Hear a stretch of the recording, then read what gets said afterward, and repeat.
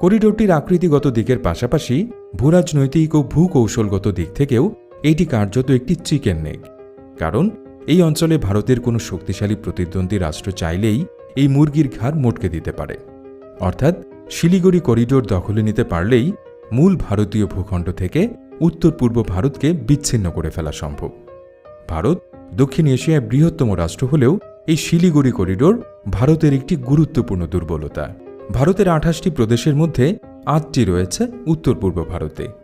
এই প্রদেশগুলো হচ্ছে সিকিম, আসাম, মেঘালয়, ত্রিপুরা, মিজোরাম, মণিপুর, নাগাল্যান্ড এবং অরুণাচল প্রদেশ।